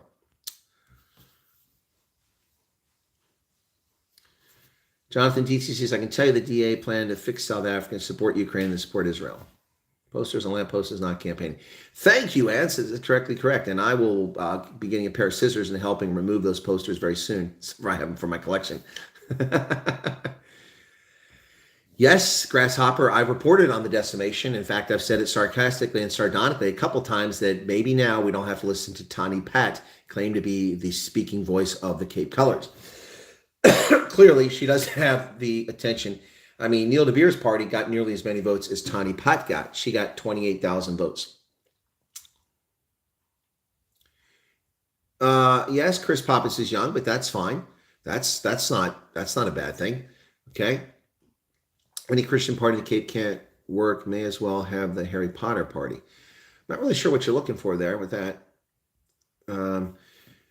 Charles, he's a ballsack spy. Okay. Jordan Hill Lewis spends lots of time in Kailicha, along at Mitchell's Plains. I'm not aware of that, but that's good if he does that. Brett gave a super chat. Wow, we finally got a super chat here. $1.99. Think Mishwe will resign? No, I don't think so. I don't think that Kenneth Mishwe will leave the ACDP. But do you believe that Christianity should return as part of society? Well, it never left, Miss John Dolls. Christianity is still part of society, as is Judaism, Islam, Buddhism, in many parts of the world, and animism. The faith has never left societies. The Soviets tried to destroy faith. They destroyed thousands of Orthodox churches, yet Christianity survived in Soviet Russia. People try to destroy faith. It doesn't go away. It's part of the human condition. Whether it's right, wrong, isn't for me to decide or judge. It's a statement of fact. It's here to stay. It's not going anywhere. So where else are we at now? DA will never go in coalition with the MK. Oh, no, MK. Though I hate the idea that EA form coalition with the ANC for a country that might be the best of all bad options. Yes. Amanda Antoinette Short, you are correct. You're talking about the colored gang called the Americans. Oh, I don't see. That's why I said I was confused by the comment. Thank you, Charles, for explaining that. Karuchu was a few times on this channel. That's correct. Okay. I think I like you, says David Mulcahy. Well, thank you, David Mulcahy. I appreciate that. I wonder what black swans we have to face this unknown unknowns. Yep. Drop in a bucket says there's a huge Cape Flats gang named the Americans. Okay, thanks. All right, I didn't. Paul Storm wrote this, and I didn't get it. Okay, yeah. Wow, what a horrible thing to call your. What's the motive? Facts may have something to do with his motives. Snowflakes hate facts. Thank you, Miss John Dawes. That's right. What are my motives? Okay, let's just be clear. Why did I create this channel? All right. Again, let's just go through this. I retired from the Army and after 36 and a half years in the military in 2019 at the age of 55. And I started a consultancy to make money and travel Africa. So I could travel and someone pay for my flights and pay for my hotels, and I get to still stay in touch, stay relevant, stay informed, stay engaged, and help Africa succeed. And me make some money. Nothing wrong with that. Just months after I started this, a couple months, the COVID scam started, and I could no longer travel to Africa. So what do I do? Sit at home, eat donuts, get fat and lazy? No, that's not what a soldier does. Got to keep my mind sharp, got to stay engaged, got to stay part of the conversation. So I continue to research and write and get published for academic journals and books and things like that. And in addition to that, I decided that in order to promote my consultancy, I should make videos focused on Africa.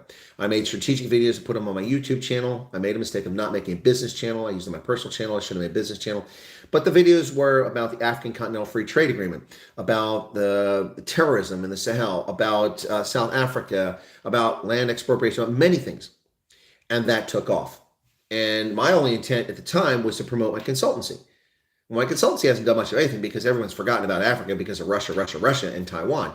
And so there's no focus whatsoever on Africa anymore by any government agencies or private sector actors that would have an interest. So I continue to do consulting. I teach at the War College. I lecture places. I do guest appearances. I do business analysis for people. I do all that.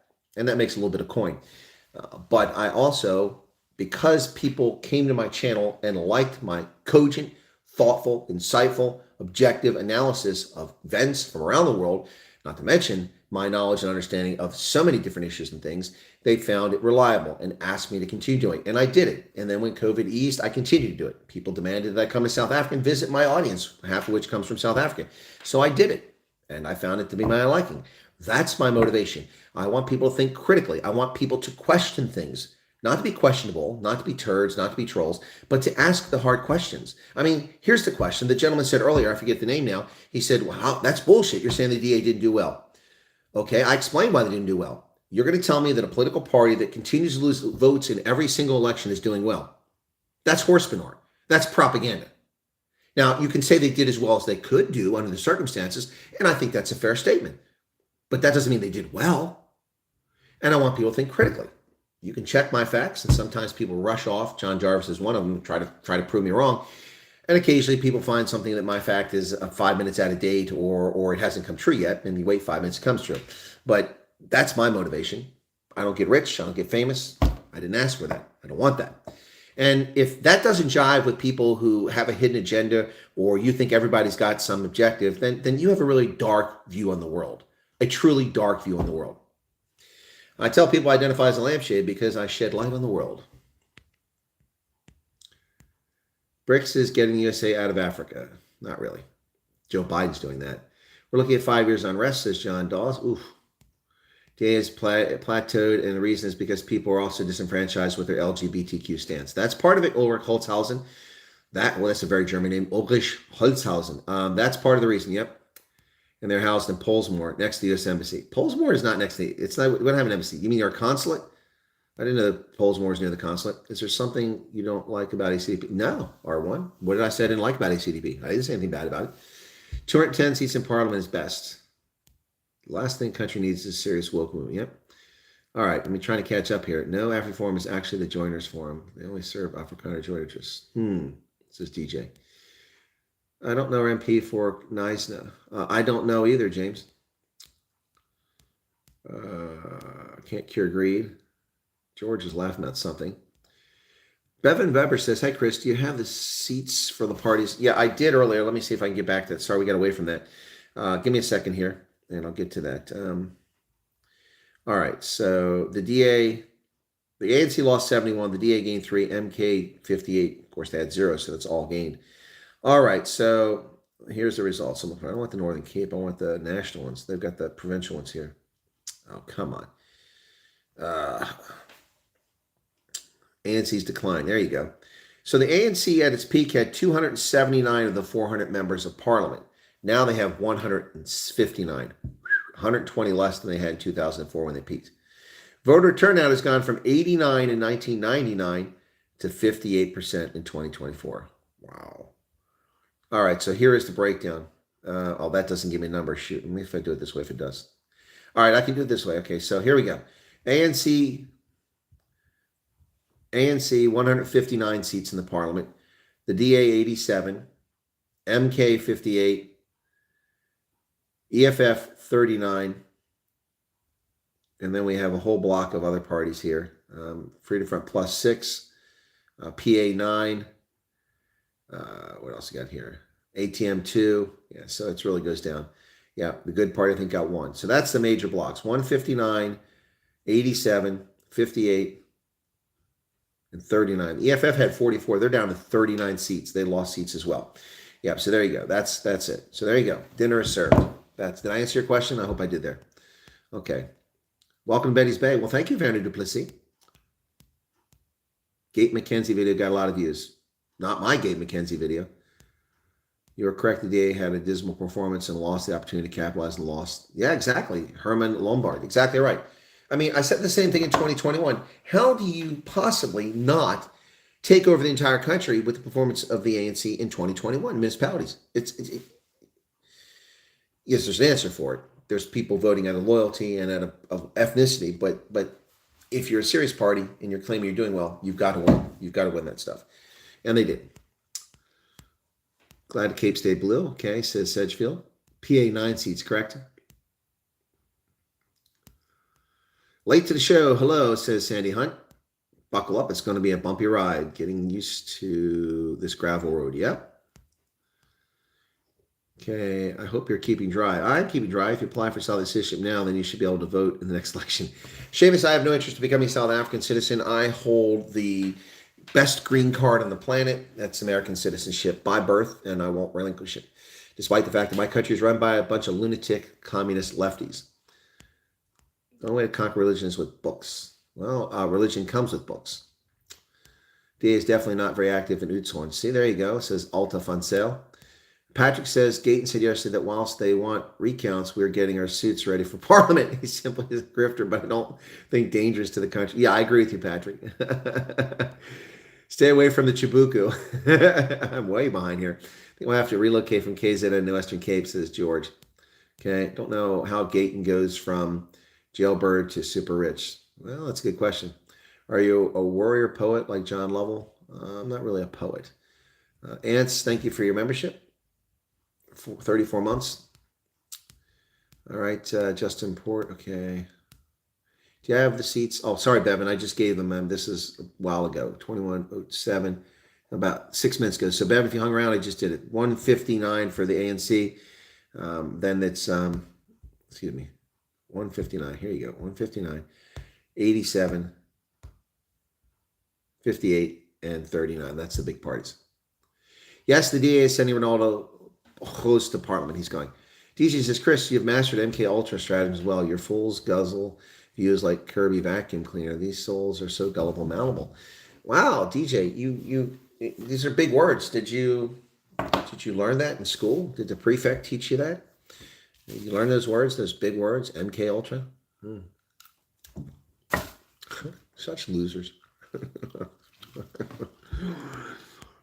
Are you still live? I think so, Muriel. We got 300 people watching. I hope I'm live. It's only been an hour. Does Cape Town have a big engineering sector? I don't know the answer, George. Do the things of the heart, big guy. Okay, pal, I'm on board and subscribe. Hey, Dave Mulcahy. £5 super chat. Thank you so much. Bye bye, Donkey. Ke alle boah. Merci mille fois. Vielen Dank. Es freut mich. Wir haben ein neuer Mitglied. Ja, danke sehr. Okay. IEC Google has all the updated info. Okay, what else we got here? CAD programming. Cape Town is starting to look real good to many people in KZN. Yeah. Thema says young people really not voting. None of these oldies are appealing to them. Yep. Well, they don't vote anyway. James Brown says, do you know of or have ever read Bernard Lungen, a French specialist on Africa? He mainly does Francophone Africa today, but also wrote on Huguenots and German colonies. No, I don't know that name, Bernard Lungen. Thank you for that, James. I'll try to remember that. Not familiar with him. I do research on ethnic Germans all over the world. I've been to all over the United States, looking at the Amish and German settlers in America. I've studied German settlers in Africa, in Namibia, in South Africa, and I've also followed them into the Sudetenland and done research there. I've done research in Transylvania and Siebenbürgen of ethnic Germans, something I do. Another one of my hobbies. Do you feel life reform is liberal? He's asking RJ that. Do you think the new government will be raiding pension funds? Ugh. Well, it depends on what the coalition is. We have to wait and see what the government is before I can answer that question, Tommy. It's a good question, but I got to wait till we see who it is. Farrell Brink says hello. Hello to you. Clearly 2 hours behind on the news. I'm, however, happy for Ronaldo. Oh, yeah, Sean, you're a little bit behind, buddy. Yep, that's you're a day behind. He announced it yesterday. Do you think the devolution of some institutions like policing to provincial level is a good idea? It seems to work USA to have federal and state legislation. Yeah, I do. I think federalism is the best form of government. Keep a central government responsible for the key things like border security, national defense, things like that. And then the rest of the responsibility should be at a lower level. The further down governance is devolved to, the more effective and responsive it is. When the people ruling you are the people that are your neighbors or across the street or down the road, it's much harder for them to be thieves. It's much harder for them to do things that will embarrass them. But when the voting public is anonymous, you don't know who they are, people get away with all sorts of things. So yeah, I agree in federalism. How is Erica? She's all right. She's still recovering from her strokes. How about running for African Union president? Well, they don't really have a president of the African Union. It's a good question, Brendan. The African Union is toothless. It's not really like the European Union. A lot of people think it's like the European Union. Actually, the African Union is simply a body where people come together for consultative, and they have to have a consensus. So all the members, 54 members, have to vote and say yes. Otherwise, it gets stopped by one. They'll have a veto. So it's not really what you think it is. What do I think of the AFD in Germany? I think the AFD in Germany is a persecuted party that's misrepresented by the media and by some of their own members. And I think there's also some plants in the AFD who are intentionally there to cause problems for that party. The problem is that Germany is run by a bunch of sick, twisted leftists who hate Germans and hate their Germanness and want to destroy it and turn the country into something it's not. And the AFD doesn't want that, and that's why people are pushing back against them. They claim they're a right-wing white supremacist party, and while there may be people like that in their party, there are people like that inside the SPD and the CSU and the CDU as well. So it's pretty rich of them to attack the AFD. The Alternative for Deutschland is a legitimate political party that is illegitimately being spied upon by the intelligence authorities in Germany. And that tells you all you need to know. When a government spies on a legitimate registered political party who's committed no crimes on the fraudulent basis that they're a threat to the nation, that shows you how illegitimate the government is. And so the AFD is a party that should be listened to. When Africa was German. Okay, thank you for that, James. Define Afrikaner, joiners, and Boer for your audience. Why do you want me to define Afrikaner, joiners, and Boers? I'm not going to do that. You've been sitting here, been very rude and insulting me. Why am I going to help you out? Chris, what are your thoughts on the future of Japanese foreign policy in Africa? I find it interesting that they host the conference. Seems like a bigger deal to counter Chinese influence. Well, Japan needs to grow its economy, and one place to expand is Africa. The consumer market is growing here by leaps and bounds. People with disposable income keep increasing in Africa, and it's a great place to come. This is why I think Africa is the next big thing. It's why my interest, to answer that question for the gentleman earlier, answer a little bit better. It's the next big thing. I identified that as a young man back in the 1980s when I was reading books by Timberlake about famine and chaos in Africa. I said, well, it'll get its act together and eventually be large. By my estimation, Africa in the year 2050 will have 2.2 to 2.4 billion people on the continent. And that's in spite of the fact that many people are emigrating away from the continent, going elsewhere to China, to Europe, to North America. It's still going to have that many people. With a continent that size, my projection is that the middle class, those with disposable income, will number 900 million people. Well, that number today is just a couple 100 million people. So that's a huge increase. And any country that wants to take itself seriously in the economic sphere should be investing in and getting involved in Africa. And it's a win-win. If you bring legitimate companies here that abide by the rules, it's a win for Africa and Africans. It's a win for the other country and their businesses. It's pretty simple math. A rising tide lifts all boats, not just selected boats. Chris, do you know that Overstrand municipality is Betty's Bay is the best run in South Africa Blue Drop Award? I didn't know that. I had no idea. Thank you, Werner. I take it, Werner, you live here. Do we really need political parties, says Andre de Groot? Well, that's a hard one to answer. I'm hopeful that the pendulum swings away from the extreme left. Wait, RJ, did I misspeak? Who was it? I apologize. I misspoke about someone a moment ago. There's too many chats here I'm dealing with here. Salt the cracks? Do you think that there may be instability in case I not considered previous? Well, I did warn people last night when Jacob Zuma threatened the public that there would be violence, and tried to intimidate the Independent Electoral Commission. I did warn people to be ready for it. So I don't think there'll be violence now. I think that Zuma did this country a big service tonight with the words and his demeanor and telling people that we obey the law, that this is good for democracy. And I think that he actually did everybody a favor. And that kind of, I think, tamped down the flames that we're starting to spark over this. So I'm not saying there won't be unrest, but the chances are less now. BRICS doesn't offer much opportunity to move up the global value chain. We export raws. Well, you don't buy them back as Toyota Hiluxes because Japan is not part of BRICS. I think what you meant is you buy cherries and things like that, and Havels. Those are Chinese products. Yeah, no, BRICS is nothing. BRICS is vaporware, ladies and gentlemen. If you think BRICS is real, then you're not following what's going on. BRICS is an acronym created by an economist in the United States around the turn of the century to make the point that in the 21st century, the rising economies will be Brazil, Russia, India, and China. Those economies will be the rising economies where the growth is in the 21st century. That's what the economist said. I used to know his name. It escapes me at the moment. And he created this acronym, BRIC. Well, they let South Africa join it, and it became BRICS. Now Algeria and Indonesia and all these others want to join. But there is no treaty forming BRICS. There is no mutual defense agreement. There's no defense treaty. There's no economic benefit. There is no lowered tariffs. There's no guarantees of purchase. There's no guarantees of access. There's no guarantees of... There's nothing. It does not exist. And all the talk about BRICS is bullshit. It's all nonsense. BRICS currency, alternative to the dollar. BRICS this, BRICS that. Yeah, the people saying that have BRICS for heads. I covered the BRICS Summit last year as an accredited journalist in Johannesburg at the Santa Convention Center. And doesn't like Ronaldo. Who does the represent in your ever revealing egotistical opinion? I'll bet you don't know and won't research it either. Well, I'll bet, DJ Berg, I won't be reading your text anymore because you're just an asswipe and disrespectful piece of shit. So, Wozek. Vamos. Adios. Goodbye. Yeah, Eastern Cape has got some hectic flooding. We got that last night from Jack. She was on the program. She said the lights just went out most of PE. I guess transformers probably got hit. A power station, substation must have gone down.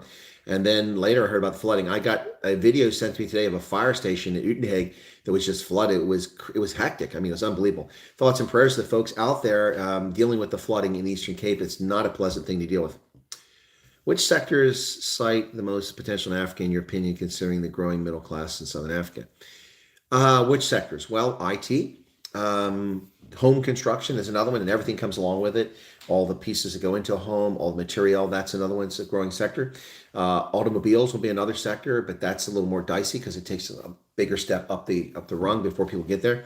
Consumer goods and food, all of that. Those are the places. Banking and insurance. Most Africans don't have formal banking. They need formal banking. That's one of the major problems in Africa. There's no place to put your seed corn to let it grow and to easily move from place to place. No banking. Most Africans. South Africans are spoiled in that most of them have credit cards or debit cards of some sort, but most of the continent doesn't have that. And that's something that Africans need. So there you go. And entertainment's another one, but that's a lower priority for them. Then why not just do away with the system altogether? We can't have a canton system like Switzerland. Well, the canton system is really it's a federation. So the pendulum comment was ad hoc. Well, I read another one of your comments. What does a good coalition government look like in South Africa? Well, we'll find out. Daniel says, it seems like Japan can offer development which helps Africa to jobs rather than development from the seas. Yes, it does. Japan's development agency, the German development agency, USAID, all of these offer assistance to help NGOs advance up the ladder and countries improve. All right.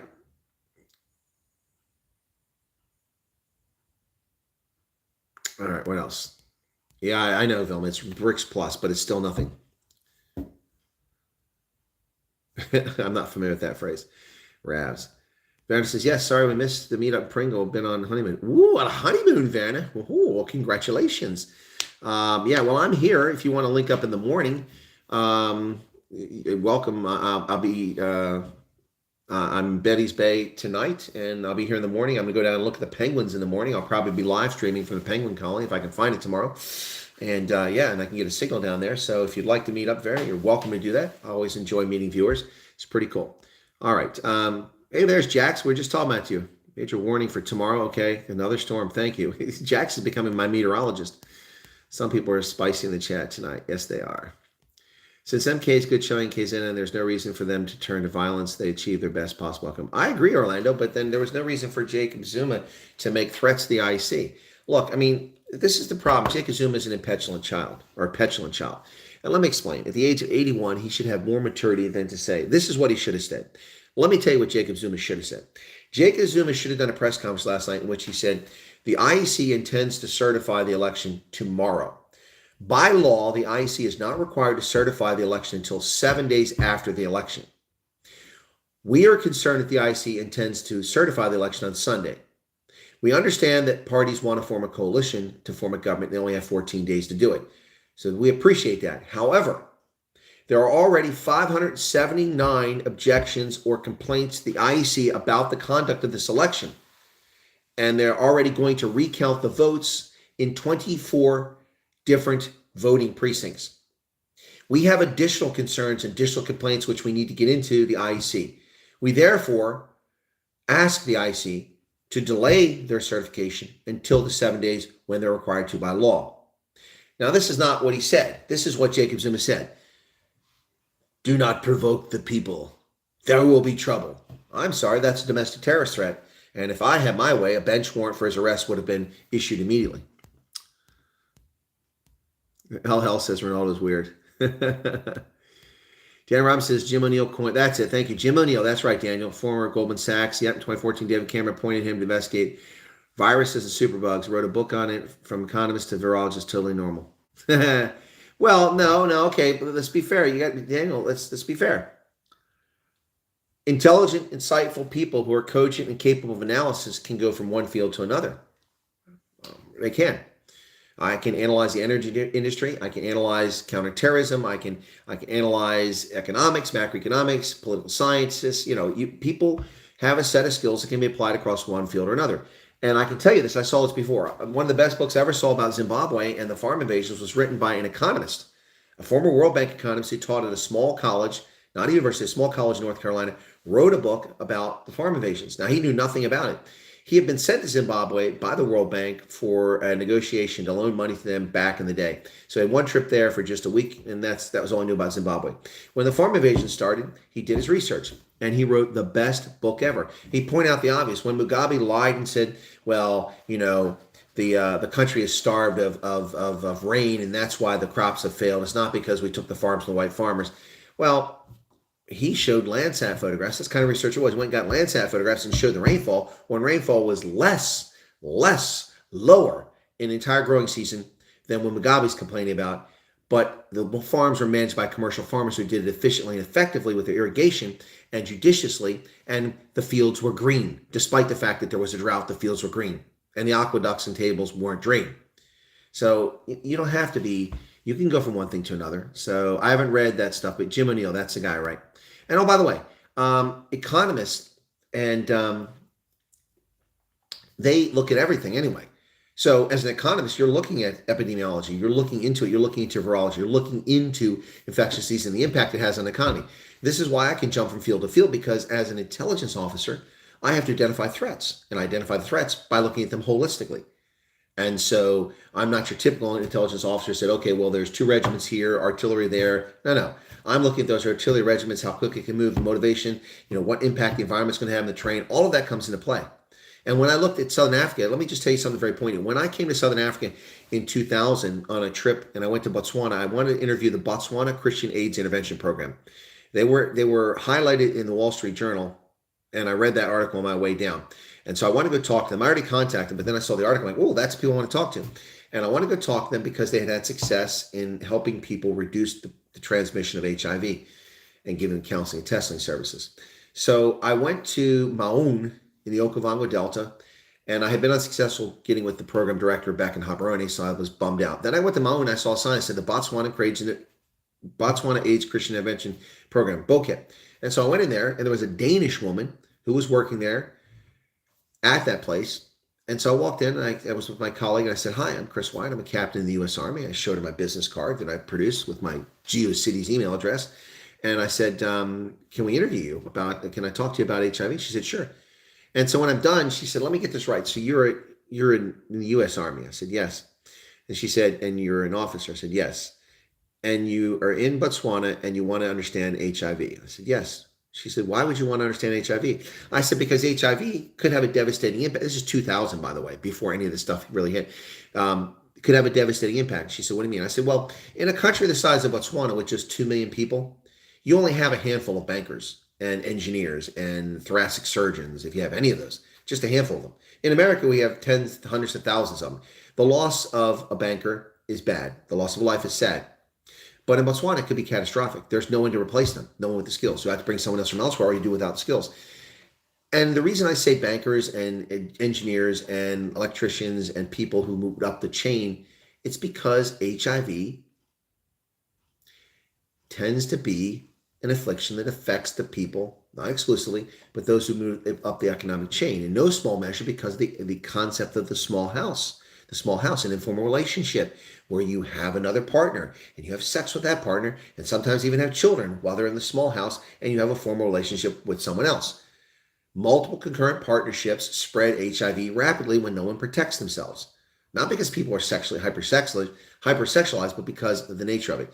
So I explained that's why I'm interested. And if you have fewer bankers and you have fewer engineers, you have fewer leaders in government, fewer leaders in the military, you get an unstable situation. And politically, it becomes a problem, and a country can have a crisis.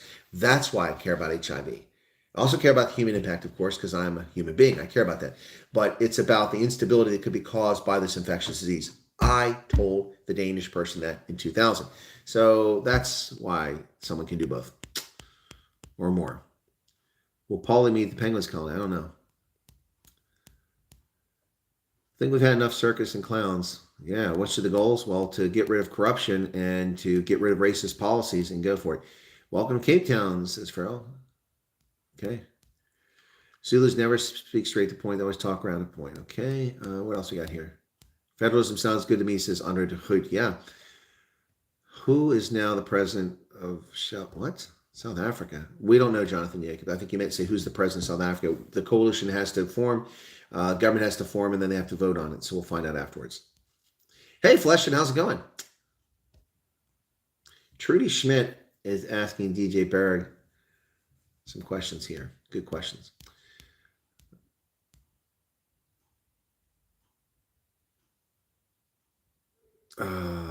DJ. Oh, you're so sad. You're so sad. You're so sad. Banner says, sounds good, Chris. When you go live, the penguins will come down. We'll buy you some Dorvorce and Ollies. Yeah, that sounds good. Well, what I suggest, Werner, is you join the WhatsApp group. If Hendo's still here, if you could put the WhatsApp group in there and let Werner join it. That way I can put the message out for sure and I can contact him, okay? Just in case, because if I don't have data and I don't go live, you won't know. I'll still be down there, so I don't want to miss you. I mean, they'll guarantee I have data. I mean, here I don't have internet with my laptop, but somehow the internet works with my phone. Thank you all for the election coverage, Chris. It's been much appreciated. You're very welcome, Stephen from Vike. My pleasure. What else? Remember when physicists became financial quants? What? Me for president. Well, that's very kind of you. Run for president. No. I ran for office and I lost. Am I caught up in the chat? I can't believe it. I finally caught up in chat. We're down 250 people. But listen, folks, really awesome. You all tenure there. That's email. I need to check my email tonight. But please join the WhatsApp group for travel coordination. And then Vera and I could send you a message in there and then we can meet up. But I can't guarantee that I'll have internet. So they finished above the Sharks. Who finished above the Sharks? The Osprey? Yeah, I know the Osprey did. The Osprey are in the playoffs. So in the playoffs, it's going to be Munster versus Osprey. The Bulls are going to be playing Bennington. Let's talk about Zulu nationalism. Jonathan Jacobs says, thanks. You're very welcome, Jonathan. Yeah, it's been pretty exciting here. A bit smaller audience than we had last night, but last night we had a pretty provocative title, Zuma Goes Rogue, which he did, but he backed off of that tonight.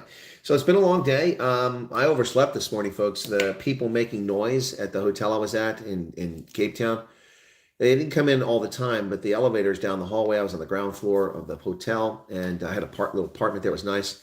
Yeah, the Bulls are second, so they're going to play Benetton at Loftus, and I'll be there. Ryan Cheeseman says, hey, hope you had a good weekend. Oh, it's been okay. The Scarlets. Yeah, okay, the Scarlets finished better than Sharks. Thanks for that. If all parties except ANC and EFF form coalition will exceed 50%. Okay, I didn't look at that closely, Cats, but that's a highly unlikely proposition. But yeah, I suppose that's possible. Yeah, so I lost track where I was at there. Ulandi Janssen, that's an interesting name. Okay, sleep well. Yeah. All right, so we're going to wrap it up here an hour plus, and thank you all so much. But yeah, tomorrow I'll be trying to do the Penguins thing. We'll see how that goes, if I can find them. And then I'm off to Somerset West tomorrow. We have a meet and greet there. I've got to prepare it. But I'm not going to be able to send the damn thing out because I have no internet here, so I'm not going to sure how to. If you won a PA, do you think you would still have been able to come to South Africa? Yes, Tommy. Yeah, I would have come.